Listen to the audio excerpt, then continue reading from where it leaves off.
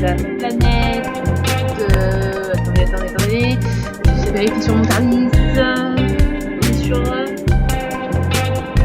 Xulapoduria. Je ne connais pas du tout cette planète. Bref, parce que mon Tardis m'a amené ici, je ne sais pas pourquoi. J'ai quelques petits problèmes avec mon Tardis, donc je me suis échappée de l'endroit et il m'emmène n'importe où. Donc là, je suis sur une planète que je ne connais pas. Je vais essayer d'explorer ça après la vidéo. Je vais dans ma liste de vidéos sur moi. Je vais raconter une histoire qui m'arrive entre deux vidéos YouTube. Voilà, donc aujourd'hui, on se retrouve comme promis pour une vidéo critique du film Solo Star Wars Story. Je suis retournée au cinéma. Et ben sincèrement, c'était une bonne surprise parce que personnellement, quand le film Solo a été annoncé, je n'étais pas si enthousiaste que ça. Je dis que ça sent la mauvaise bonne idée. Ils voulaient reprendre un personnage qui est très populaire dans la saga, lui raconter des histoires qui sont passées avant les films. Moi, j'avais un peu de crainte, et sincèrement. Et ben, je suis allée voir le film, mes craintes se sont évaporées. Sincèrement, Ron Howard, et puis même les deux réalisateurs qui ont travaillé sur le film avant Ron Howard ont fait un bon moment, même si vous voyez un peu l'histoire. De toute façon, ce que je trouve sympa de la part de Ron Howard, c'est qu'il a quand même crédité les deux précédents réalisateurs génériques et ils ont même conservé, je crois, qu'il y a même quelques scènes qui avaient été tournées avant. Alors, personnellement, qu'est-ce que j'ai pensé? J'ai vraiment bien aimé. Même si je suis pas une grande fan de la trilogie originelle, je préfère la trilogie. Normal, c'est la période que j'ai vécue, en petit détail. Mais j'ai quand même bien aimé. Les personnages, alors, j'étais ravie. Han Solo et Gala lui-même, tel qu'on le découvre dans un nouvel histoire. On est un peu plus jeune, donc un peu plus insolent, je trouve. Et le fait qu'on le voie s'être engagé dans l'Académie impériale, c'était une bonne idée parce que il me semble avoir déjà lu que oui, effectivement, il avait fait dans l'univers Legends, donc qui était l'ancien univers étendu. Oui, effectivement, on savait qu'il avait suivi des cours dans une académie impériale pour devenir pilote. Et bon, on commençait avec Han Solo, ça s'est pas bien passé. Et on le retrouve on l'a retrouvé donc en plein milieu d'une guerre en soldat, en fait, en fantassin, alors que lui, il aurait préféré être soldat. Alors, aussi, concernant d'autres personnages que j'ai bien aimés, Kyria, je sais que beaucoup de personnes ont critiqué ce personnage, mais moi j'ai trouvé... je trouvais que le personnage avait quelque chose quand même, qui a un certain charme, d'autant que il est interprété par Emilia Clarke, alias Daenerys dans Game of Thrones. Et pour avoir vu les deux premiers épisodes de la saison 1 de Game of Thrones, je connaissais un petit peu son jeu, et je trouve qu'elle s'est très bien intégrée dans l'univers Star Wars, même si franchement j'aimerais bien savoir plus. Vu comment Solo finit, je pense qu'on peut s'attendre à ce qu'on nous sorte une suite, parce que il y a des questions qui restent en suspens sur ce personnage, et puis même sur sa relation avec Han Solo, qui restent en suspens à la fin du film. Que peux-je dire aussi d'autre? Pour moi, la bonne surprise du film, ça a été le personnage qu'on nous a annoncé comme le grand méchant du film. Alors désolé, je ne serais pas capable de prononcer son nom. Je crois que c'est Enifest Nest ou un truc comme ça. Je suis désolée si je prononce très très mal le nom. Pour moi, ça a été le personnage qui a été la meilleure surprise du film. Vraiment, on nous a présenté depuis le début de la promo que ça serait le méchant du film, et puis il y a un retournement de situation. Je ne fais pas de spoil dans cette vidéo, je ferai peut-être plus tard une vidéo avec spoilers après que je serai allée revoir le film, parce que je pense que j'ai loupé certains détails et il faut que je revoie le film pour pouvoir confirmer ça. Donc en attendant, je vais faire une vidéo non spoil sur Solo. Alors, qu'est-ce que je peux dire également sur Solo? Le personnage de Paul Bettany aussi, alias Vision dans les films Avengers.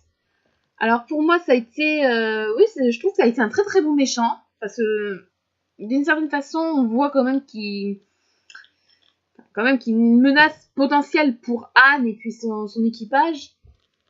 Et en tant que leader je pense qu'il doit être quand même... quand on voit la fin du film, on comprend qu'il est quand même sous les ordres de quelqu'un d'autre dans un syndicat du crime. Et je trouve que c'est original qu'ils mettent aussi en avant les syndicats du crime un peu comme ça, parce que dans Star Wars, jusque-là, on nous en parlait pas trop dans les films. On connaissait juste le syndicat du crime des Hutt avec Jabba, par exemple, dans le Retour du Jedi. Mais là, on nous en a présenté un, l'Aube écarlate, Et l'aube écarlate ou l'aube sanglante, désolée, je ne me rappelle plus le nom, faut vraiment que je revoie le film. Et je trouve que c'est une bonne idée de présenter ces organisations qui sont pas très mises en avant, mais qui jouent un rôle quand même sur les événements de la saga. Parce que je vous rappelle que dans la trilogie originelle, Han Solo est quand même recherché pour avoir lâché une cargaison qui appartenait à Jabba le Hutt. Et ça a fait que ça a amené tous les événements de la fin de l'Empire contre-attaque, où il est congé dans la carbonite jusqu'à sa libération dans le palais de Jabba dans le retour du Jedi.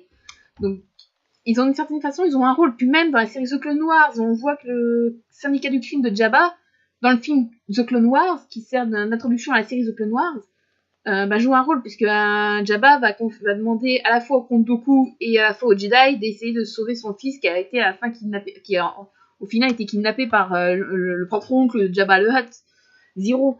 Donc oui, ça permet de découvrir qu'il y a autre chose que le clan des Hutt. Et je trouve ça très bien qu'ils mettent en avant les syndicats du crime. Qu'est-ce que je peux dire d'autre qui ne spoilerait pas le film Le Faucon Millenium, alors oui, le Funko. Alors sincèrement, j'étais ravie de voir ce vaisseau, de retrouver ce vaisseau. C'est vrai que le voir neuf comme ça peut choquer. Mais c'est vrai qu'il faut qu'un jour, ce vieux tas de ferraille, comme on a tendance à tous le dire dans les films, a été neuf. Il a fallu qu'on le montre quand il était neuf, justement. Et là, ça a été montré. Je sais que beaucoup ont été choqués de voir qu'il y avait une partie du faucon qui avait été comblée, alors qu'on voit qu'il n'a que... qu'il y a une période qui a été... Enfin, qu'il y a un truc... Il y a une partie du faucon qui a été comblée, mais c'est bien expliqué dans le film comment le faucon perd cette partie-là. Mais je dis pas parce que franchement, ça serait un élément spoilers. Et j'ai décidé pas de spoiler dans cette vidéo. L'autre chose positive dans le film Solo que j'ai bien aimé, la rencontre avec Chewbacca. Forcément, oui, qui dit Han Solo dit Chewbacca également, le Wookiee. Et la rencontre est quand même assez marrante, je trouve. La scène nous montre quelque chose d'assez drôle, en fait, d'une certaine façon. Et franchement, moi, j'ai bien aimé. Oui, j'ai bien aimé. Qu'est-ce que j'ai pas aimé voyons ce que j'ai pas aimé dans Solo. Sincèrement, j'ai trouvé qu'il y a certains personnages qu'on nous présentait dans la promo comme importants de l'histoire qui finalement ne sont pas si importants parce qu'ils disparaissent très rapidement, quasiment dès la première moitié du film.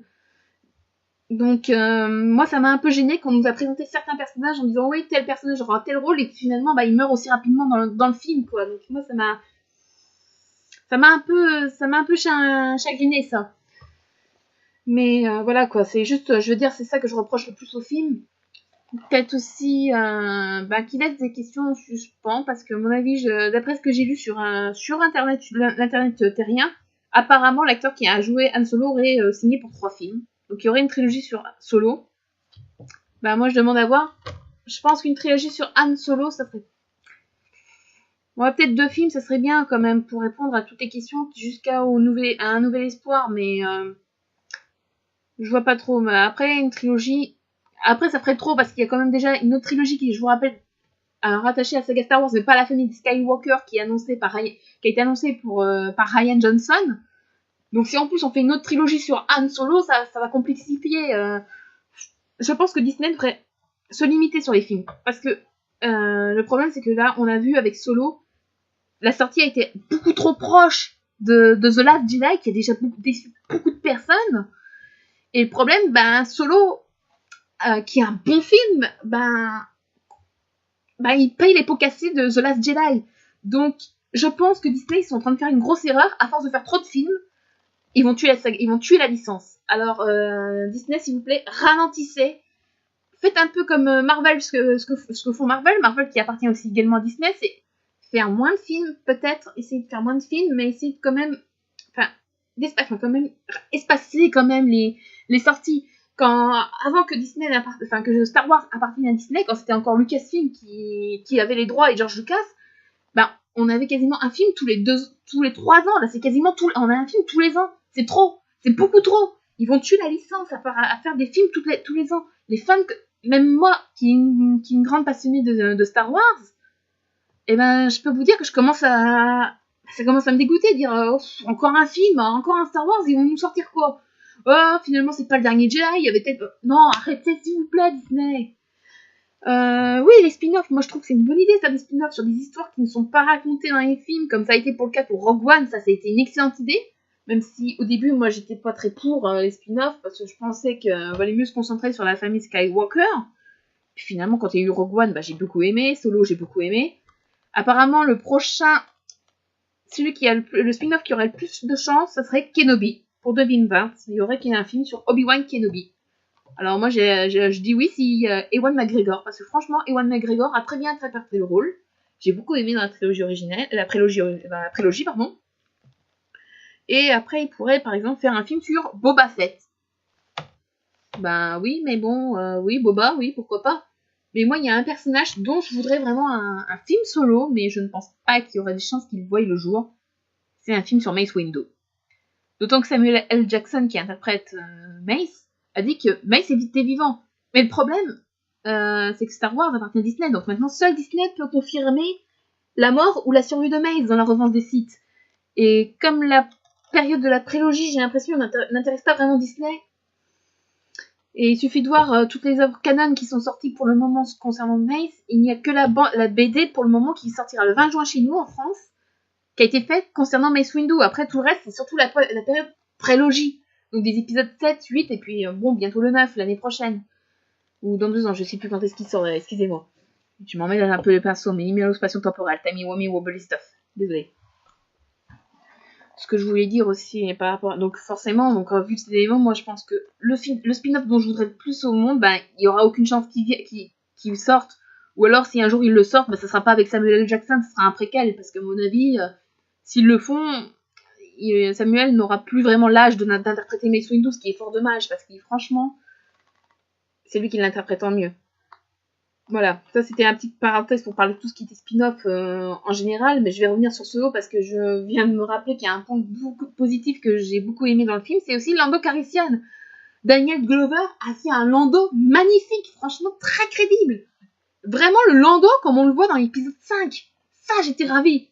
Même dès que j'avais vu la photo promo de Daniel Glover en Lando, j'étais putain, mais c'est le personnage, c'est Lando. Et là, on a retrouvé le Lando tel qu'on l'a vu, l'escroc de l'épisode 5. Et ça, je suis ravie. Alors, apparemment, il y aurait des rumeurs comme quoi que le personnage de Lando Calrissian serait de retour pour l'épisode 9. Moi, j'espère parce que franchement, j'aimerais bien savoir ce qu'il devient après l'épisode 6. Ce qu'il est devenu. Ça, c'est aussi un personnage que j'avais bien aimé dans la trilogie, pardon. Et dont on ne sait pas ce qu'il devient après. Voilà. Donc, s'il vous plaît, Disney, si vous pouvez le faire revenir pour l'épisode 9, ça serait pas mal. Voilà. Qu'est-ce que je peux dire d'autre sur Solo sans spoiler le film? Il n'y a pas grand-chose d'autre, donc voilà. C'était une vidéo, comme je vous ai dit, c'est une vidéo qui n'est non spoil, donc je ferai sans doute une vidéo avec spoil après être retourné voir Solo, pour voir si j'ai pas loupé de certains détails. Donc pour le moment, ma vidéo s'arrête ici, puis on se retrouve prochainement pour une autre vidéo, je pense, pour parler un peu de moi, pour que je puisse me présenter auprès de vous. Bon voilà. Ah oui, puis j'ai un petit... Le savez-vous, et ça va rester sur les spin-offs. Le savez-vous, un acteur de Doctor Who est apparu dans Rogue One. Oui, dans la scène où on voit le père de Jyn Erso discuter avec les scientifiques qui ont collaboré à la création de l'Étoile de la Mort, on peut voir l'acteur Richard Franklin, connu dans l'univers Doctor Who pour avoir interprété le capitaine Mike Yates. Et je peux vous dire, j'ai eu la chance de le rencontrer.